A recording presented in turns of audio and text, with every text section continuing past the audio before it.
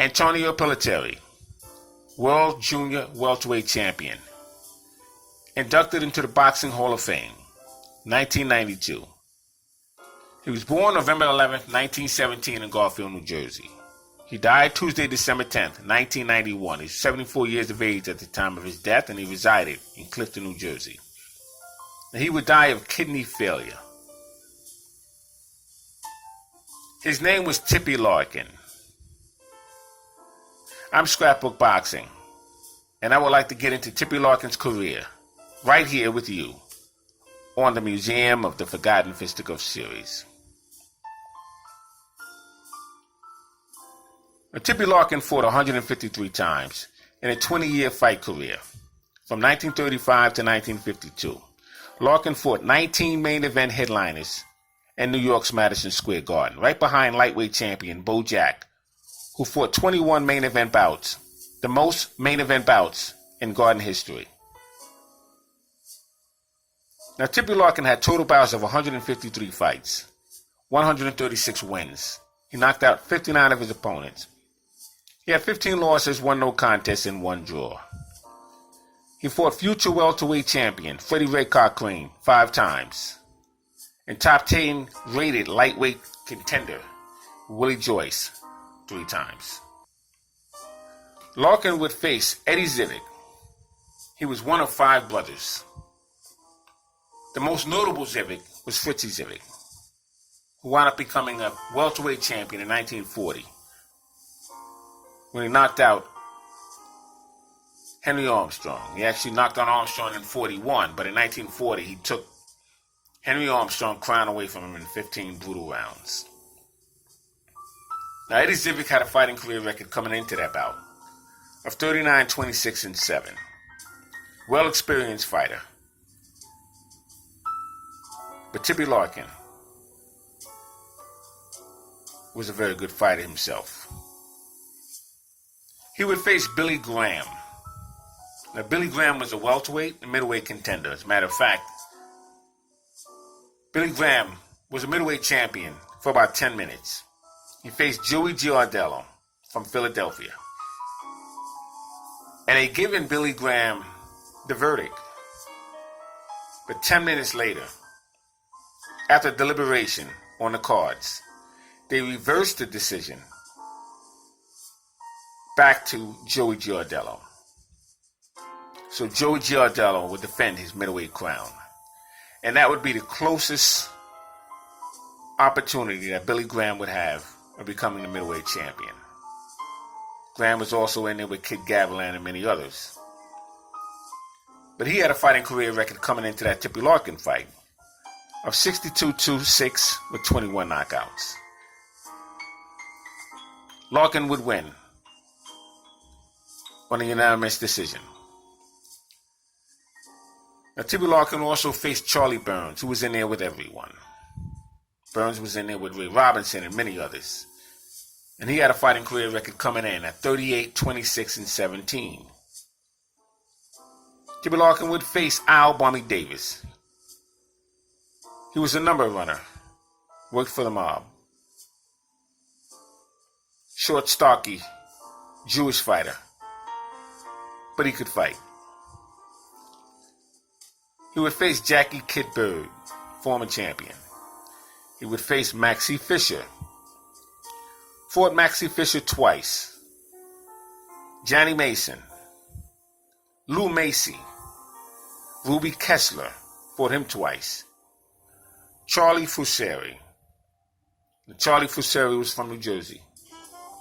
He would be Sugar Ray Robinson's first welterweight title defense. And Charlie Fusari was a very good fighter as well. Larkin would be in there with Ike Williams. He would lose to Ike Williams. Ike Williams was an outstanding Trenton, New Jersey lightweight champion. Had his wars with the great Bo Jack. In fact, 1948, one of the most brutal contests took place in a fight between Ike Williams and Bo Jack. You see, in that bout in 1948, it was a very competitive fight up until the point when Bojack would shoot a bolo punch and knock out one of Ike Williams' front tooth. Now, Ike Williams was a sporting type of young man. Loved to dress three-piece suits with a handkerchief, top hat, shiny shoes, overcoat. And for Bojack to have the audacity to ruin his handsome look, he had a price to pay. So Ike Williams would open up with furies of combinations. Would take him to the ropes, and he would hit him all the way to the corner. Take a look at the referee to find out why the referee wouldn't jump in when Bojack's head was flying all over the place. And for the safety of his own being, he would continue to throw combinations at Bojack.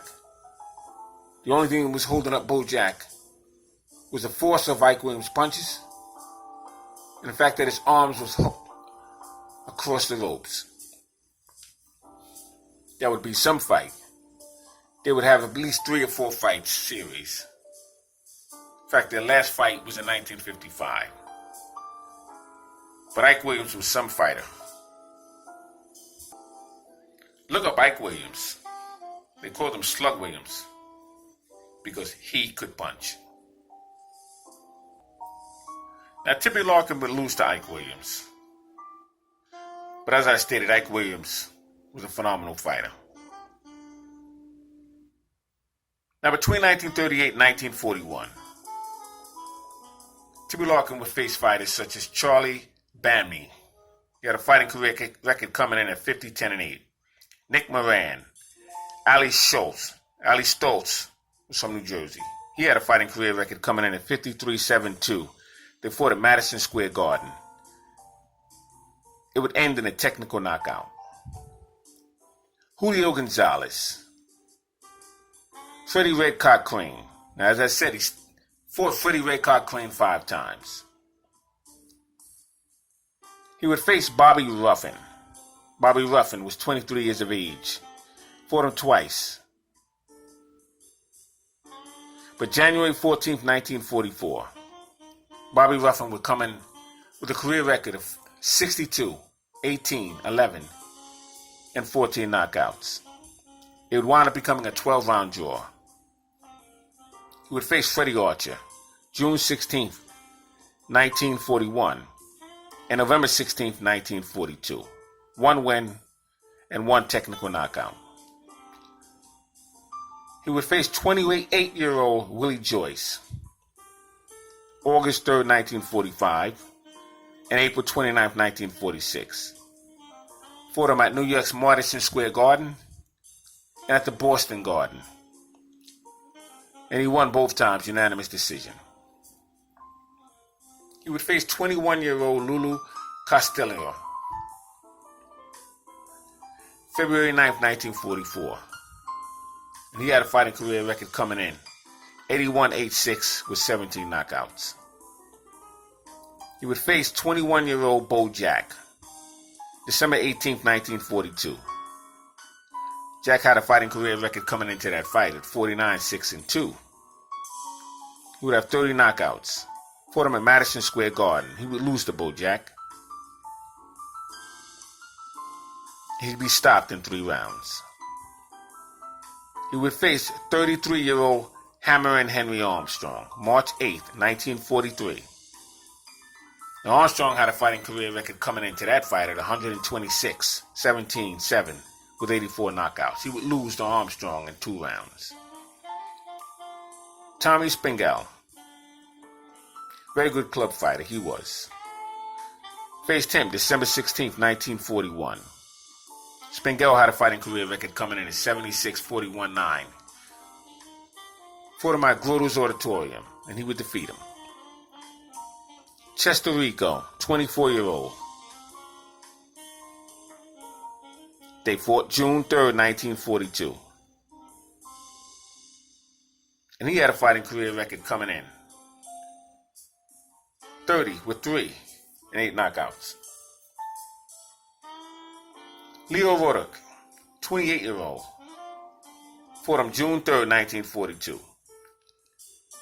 He had a fighting career record coming in at 71-18-7 with 5 knockouts, and he would defeat Leo Roddick.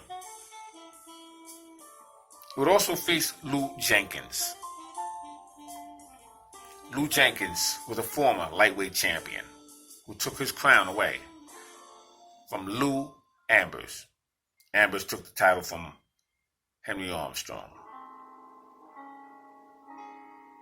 And Tippy Larkin was a very, very good fighter. I met him personally. Very good humanitarian.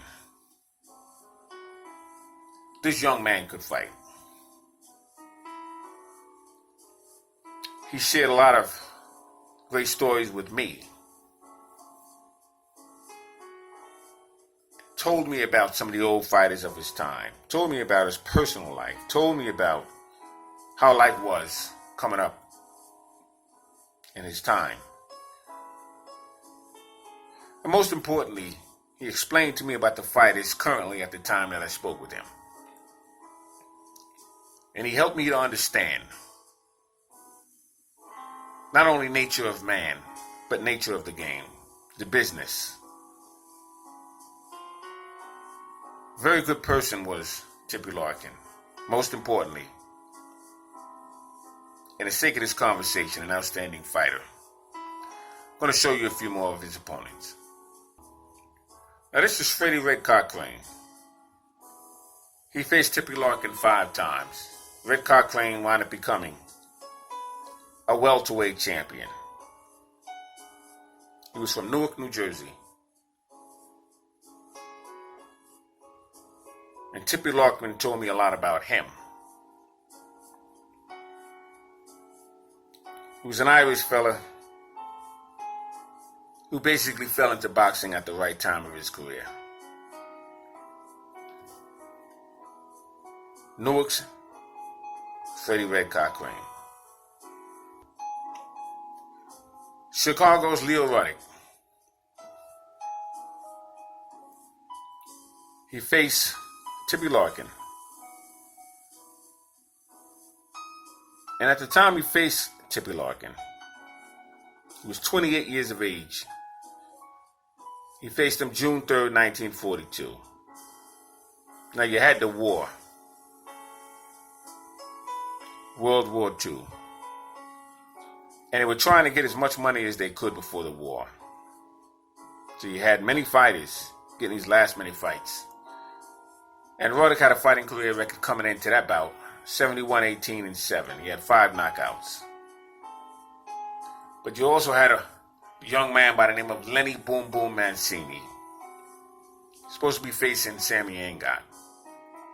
Angot was the champion at that time. Lenny Boom Boom Mancini was Ray Boom Boom Mancini's father. And Larkin told me a lot about that situation as well. But Leo Roddick, another very good fighter. I'm not going to take up too much of your time, but I just wanted to share Tippy Larkin's career with you. Fascinating fighter. Very good humanitarian. Thanks for hanging in there with me. Scrapbook Boxing, Museum of the Forgotten Fisticuffs series, stating all great fights and all great fighters will never be forgotten on my channel. Thanks for tuning in. Until next time.